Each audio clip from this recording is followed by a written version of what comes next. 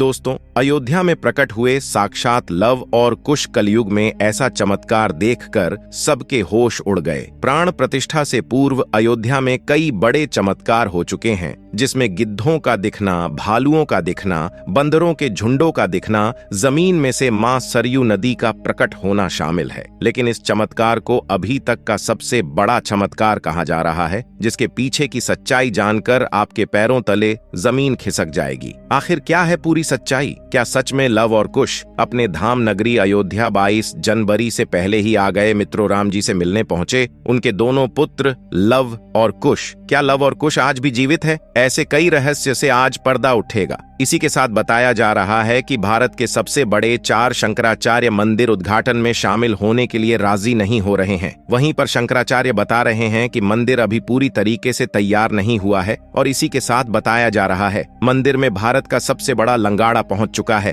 और वही गुजरात के बड़ोदरा से 108 फीट लंबी अगरबत्ती भी पहुंच चुकी है, जिसका वजन 3500 किलोग्राम है। उसी के साथ राम भक्तों ने 21 कुंटल का घंटा भी मंदिर में पहुंचा दिया है। वही मंदिर के यज्ञ के लिए राजस्थान से 650 किलो देसी गाय का घी भी मंदिर में पहुंच गया है। वहीं पर नेपाल की जनकपुरी से अयोध्या के लिए एक साथ 500 से ज्यादा टोकरी में उपहार बांधकर जनकपुरवासी अयोध्या ला रहे हैं। वहीं आपने देखा होगा राम भक्त अपने प्रभु श्री राम के लिए कोई सोने का तीर कमान भेज रहा है, तो कोई खड़ाऊ, तो कोई वस्त्र भेज रहे हैं। आज की इसी वीडियो में शुरुआत करने से पहले अगर आप एक सच्चे सनातनी हिंदू हैं और राम मंदिर बनने से बेहद खुश है, तो इस वीडियो को लाइक करें और कमेंट बॉक्स में जय श्री राम जरूर लिखें। अयोध्या में राम मंदिर की प्राण प्रतिष्ठा की तैयारी जोर शोर से चल रही है। 22 जनवरी 2024 को रामलला को गर्भगृह में स्थापित किया जाएगा। हर राम भक्त को इस दिन का लंबे समय से इंतजार था। अयोध्या में 22 जनवरी से लेकर 25 मार्च तक कई खास कार्यक्रमों का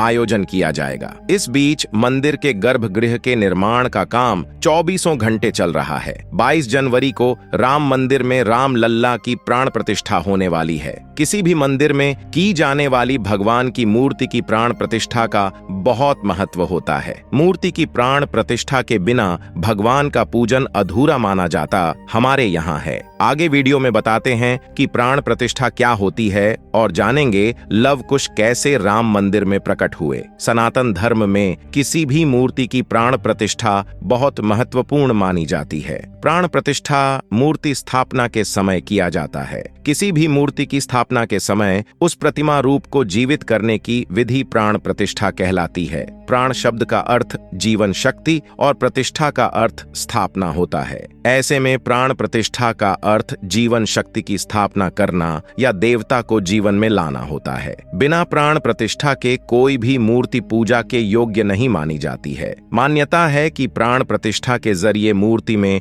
जीवन शक्ति का संचार होता है और वह मूर्ति देवता के रूप में बदल जाती है। अर्थात अब साक्षात प्रभु श्री राम अयोध्या राम मंदिर में निवास करने वाले हैं, और जब स्वयं प्रभु एक बार पुनः अयोध्या आ रहे हैं, तो उनके प्रिय बेटे व पुत्र लव कुश कैसे पीछे रह सकते हैं? क्योंकि जब प्रभु श्री राम जी ने जल समाधि के लिए गए, तब उन्होंने लव कुश को अयोध्या का राजपाट सौंप दिया था। वही बताया जा रहा ही कि रावण का वध विभीषण ने ही करवाया था। राम जी ने वध करके लंका पर विजय पाई थी, और पुष्पक विमान के जरिए जब वह फिर से अयोध्या लौटे थे, तब प्रभु श्री राम के साथ विभीषण जी भी अयोध्या आए थे और कई दिनों तक अयोध्या में ही रुके थे। इसके बाद उन्होंने लंका का राज सिंहासन संभाला और लंका के राजा बन गए। यानी प्रभु श्री राम की भक्ति उनके लिए बहुत भाग्यशाली साबित हुई है, क्योंकि जो राम की शरण में आ जाता है उसका उद्धार निश्चित है। लेकिन क्या विभीषण आज भी जिंदा है? इसका जवाब आपको आगे की वीडियो देखकर पता चलेगा। हिंदू धर्म की पौराणिक कथाओं के अनुसार माना जाता है कि 8 महान विभूतियां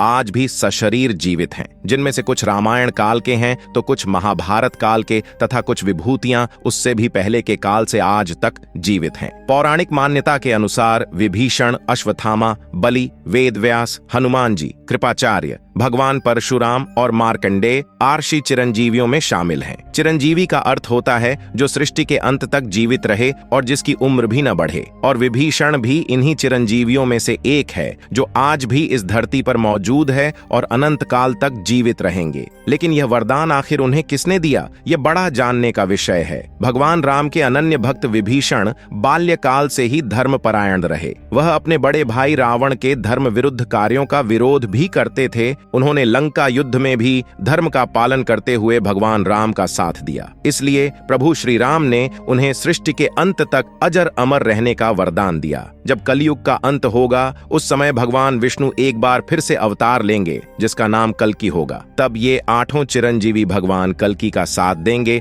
और फिर से सतयुग की स्थापना करेंगे। इसका मतलब यही निकलता है कि विभीषण आज भी जीवित है। लेकिन आखिर प्राण प्रतिष्ठा से पहले उन्हें राम मंदिर में उन्हें कब और कैसे देखा गया? आगे वीडियो में जो घटना हम आपको बताने वाले उसे सुनकर आपके होश उड़ जाएंगे। ये घटना 11 जनवरी रात्रि 12 बजे की रोजाना की तरह सभी मजदूर राम मंदिर के गर्भगृह का कार्य करके अपने तंबू में विश्राम कर रहे थे। तभी मजदूरों को मंदिर के अंदर से प्रभु श्री राम के नाम जाप की ध्वनि सुनाई दी। अभी किसी भी अन्य व्यक्ति को रात्रि के समय राम मंदिर में घुसने की अभी अनुमति नहीं है। तब उन्हें ऐसा लगा कि शायद किसी आसपास के मंदिर द्वारा उन्हें ध्वनि सुनाई दे रही होगी, तो सभी मजदूर रात्रि में वापस सो गए। लेकिन सुभाष नाम के एक मजदूर को लगातार यह बात खटक रही थी। उसे वह आवाज राम मंदिर से ही आती प्रतीत हो रही थी, तो उसके मन में जानने की उत्सुकता हुई। आखिर इतनी रात्रि को राम मंदिर के अंदर राम नाम का जाप कौन कर रहा है? उसने अपने साथियों को उठाना चाहा, लेकिन सभी गहरी नींद में थे। तब सुभाष अकेले ही राम मंदिर परिसर में पहुंचा। वे काफी महीनों से राम मंदिर के निर्माण कार्य का हिस्सा था। उसे राम मंदिर का एक एक दरवाजा, एक एक कोना अच्छी तरह से पता था। जब उसने राम मंदिर के गर्भगृह में झांक कर देखा तो वहां पर एक बहुत ही दिव्य पुरुष जिनके अंदर से काफी तेज प्रकट हो रहा था। वे अपने हाथों में माला लिए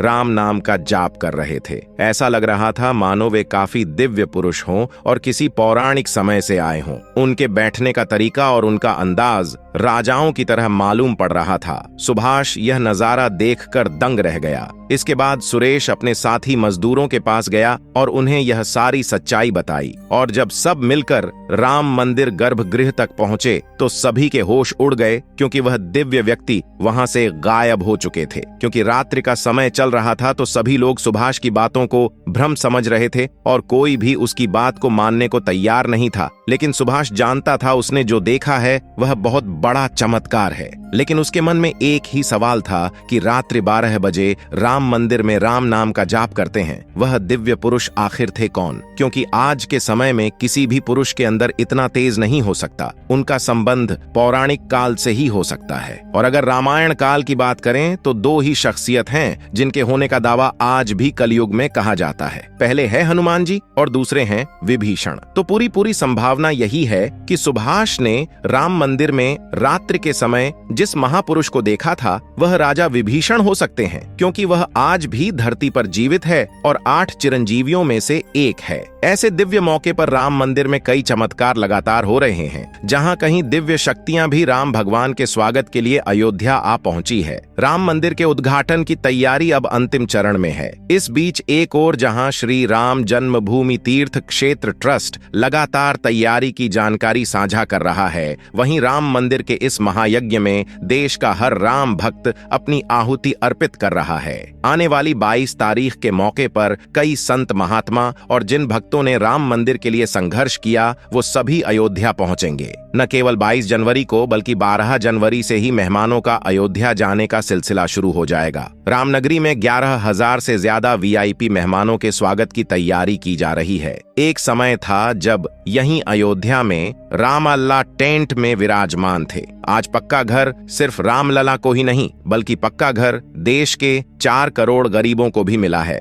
रामायण के समय में अयोध्या को स्वर्ग कहा जाता था। देवता इस स्वर्णिम नगरी कहते थे क्योंकि यह नगर चारों तरफ से हर प्रकार की सुविधा से युक्त था। लेकिन जब मुगल आक्रांताओं ने भारत पर आक्रमण किया तो पूरे अयोध्या नगर को उजाड़ कर रख दिया। मंदिर के ध्वस्त होने के बाद कई सालों तक यह भूमि वीरान रही और किसी भी हिंदू सनातनी को इस क्षेत्र में आने की अनुमति तक नहीं थी। लेकिन पुनः प्रभु श्री राम जी की कृपा हुई। यहाँ श्री राम का भव्य मंदिर बनने के बाद यहाँ आने वाले लोगों की संख्या में बहुत बड़ी वृद्धि होगी। इसे ध्यान में रखते हुए सरकार ने अयोध्या में हजारों करोड़ रुपए के विकास कार्य किया है। राम मंदिर की प्राण प्रतिष्ठा से पहले प्रधानमंत्री मोदी ने अयोध्या में अलग अलग विकास कार्यों का उद्घाटन किया और महर्षि वाल्मीकि इंटरनेशनल एयरपोर्ट अयोध्या धाम भी लोगों को तोहफे में दिया। इस एयरपोर्ट को पूरी तरह से भगवान राम से जोड़ा गया है, जिसकी दीवारों पर भी आपको श्री राम से जुड़ी सजावट देखने को मिलेगी। इस एयरपोर्ट लिए आप सभी को हर हर महादेव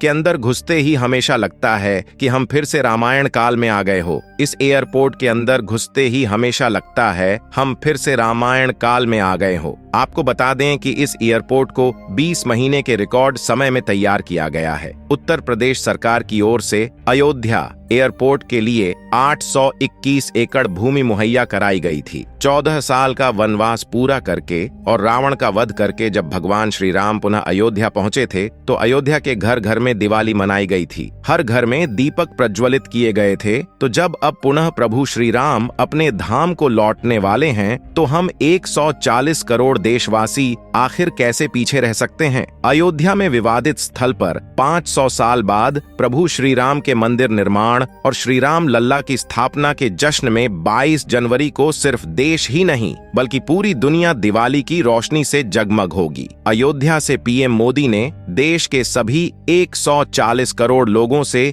22 जनवरी के दिन अपने घरों को श्री राम ज्योति नामक दीपक की रोशनी से अपने घरों को जगमग करने का आह्वान किया है। प्रधानमंत्री ने लोगों से हाथ जोड़कर यह प्रार्थना की है कि सभी देशवासी प्रभु श्री राम लल्ला की अयोध्या वापसी के जश्न में अपने अपने घरों को दिए से जगमग कर दें। यानी पूरे देश में इस बार 22 जनवरी को ऊर्जा, आशा, आकांक्षा और उम्मीद व जोश से भरपूर एक नई दिवाली देखने को मिलेगी। ये दिवाली सिर्फ देश ही नहीं बल्कि दुनिया के उन तमाम देशों में भी मनाई जाएगी जहां भारतीय लोग बसे हैं। इसी बीच अब राम मंदिर प्राण प्रतिष्ठा से पहले राम लल्ला के भक्तों के लिए एक और बड़ी खुशखबरी है। दरअसल अब राम लल्ला के गर्भगृह का मुख्य द्वार सोने से बनाया गया है, जो मंदिर के मुख्य द्वार के तौर पर स्थापित कर दिया गया है। राम मंदिर में सोने के दरवाजे की कुछ खासियत भी है। बता दें कि राम लल्ला के गर्भगृह में लगाए गए सोने के दरवाजे पर खूबसूरत नक्काशी की गई है। मंदिर के भूतल पर ऐसे 14 दरवाजे लगने वाले हैं। लेकिन दोस्तों, जब हम राम मंदिर को बनता हुआ देखते हैं तो हमें बड़ा गर्व होता है कि हम राम मंदिर को अपनी आंखों से बनता हुआ देख रहे हैं। हमें उस स्थान पर राम मंदिर के अंदर जाने का मौका भी मिलने वाला है। लेकिन एक समय ऐसा भी था जब यहाँ पर हजारों कार सेवकों ने इस मंदिर के निर्माण के लिए अपने प्राणों का बलिदान दे दिया था। 1528 ईस्वी में श्री राम मंदिर को बाबर के आदेश से उसके सेनापति मीर बाकी ने गिराकर वहां एक मस्जिद बना दी। इसके बाद से हिंदू समाज एक दिन भी चुप नहीं बैठा। वह लगातार इस स्थान को पाने के लिए संघर्ष करता रहा। 23 दिसंबर 1939 को हिंदुओं ने वहां राम लल्ला की मूर्ति स्थापित कर पूजन एवं अखंड कीर्तन शुरू कर दिया। विश्व हिंदू परिषद द्वारा इस विषय को अपने हाथ में लेने से पूर्व तक 76 बार श्री राम जन्मभूमि मुक्त कराने के प्रयास किए हिंदुओं ने किए, जिसमें देश के हर भाग से हजारों नर नारियों का बलिदान हुआ, पर पूर्ण सफलता उन्हें कभी नहीं मिल पाई। 2 नवंबर 1990 को तत्कालीन मुख्यमंत्री मुलायम सिंह यादव की सरकार में कार सेवकों पर पुलिस ने बर्बरता पूर्वक गोलियां चलाई थीं, जो कि सच में एक निंदनीय घटना है। उस समय अयोध्या के वासुदेव गुप्त, राजेंद्र धरकार, रमेश पांडे और कोलकाता के दोनों कोठारी बंधुओं सहित अनेक कार सेवक इसमें शहीद हो गए थे। नीचे कमेंट बॉक्स में आप इन्हें श्रद्धांजलि जरूर दें। लेकिन दोस्तों, कहते हैं जो सच होता है वो स्प्रिंग की तरह होता है। उसे जितना दबाया जाए वह उतना ही तेज गति के साथ ऊपर आता है। 9 नवंबर 2019 का दिन सुनहरे अक्षरों में दर्ज किया गया जब सुप्रीम कोर्ट की 5 जजों वाली बेंच ने ऐतिहासिक फैसला सुनाया और विवादित जमीन हिंदू पक्ष को मिली। और अब 22 जनवरी 2024 को भव्य राम मंदिर के अंदर रामलाल की प्राण प्रतिष्ठा होने वाली है। इस प्राण प्रतिष्ठा के भव्य समारोह में देश विदेश की 11,000 हस्तियों का आमंत्रण दिया गया है। लेकिन दोस्तों, कुछ राजनीतिक दलों ने राम मंदिर के इस भव्य समारोह में आने का न्योता ठुकरा दिया है। इसके संदर्भ में देशवासियों का कहना है कि दुनिया में देवता और राक्षस दोनों प्रकार के लोग रहते हैं। देवता मंदिर में प्रवेश कर सकते हैं लेकिन राक्षस मंदिर के अंदर नहीं जाते। जो राजनीतिक दल मंदिर के प्राण प्रतिष्ठा में आने से मना कर रहे हैं, इन्हें राक्षसों के साथ जोड़कर देखना गलत नहीं होगा। जल्द ही राम मंदिर आम जनता के लिए भी खोल दिया जाएगा। राम मंदिर की भव्यता, लोगों के मन में राम मंदिर को लेकर के उत्साह और साथ ही साथ अयोध्या शहर का विस्तार उन सभी बलिदानों की आत्मा को शांति प्रदान करेगा और देश के प्रगति में भी जरूर सहयोग करेगा। हम दोस्तों आशा करते हैं कि आज की वीडियो के माध्यम से आप राम मंदिर को और उसके इतिहास को करीब से जान पाए होंगे। सभी हमेशा करते आज की वीडियो आपको पसंद आई होगी। लाइक जरूर करें और कमेंट बॉक्स में सभी कार सेवकों के बलिदान के प्रति आप श्रद्धांजलि जरूर दें। साथ ही साथ कमेंट बॉक्स में कुछ सेकुलर हिंदुओं के लिए अपनी राय जरूर रखें जिन्होंने राम मंदिर प्राण प्रतिष्ठा समारोह में आने का न्योता ठुकरा दिया है। आज की जानकारी अगर आपको पसंद आई है तो वीडियो लाइक करें और चैनल को सब्सक्राइब कर लो। हमारी तरफ से आप सभी को जय श्री राम।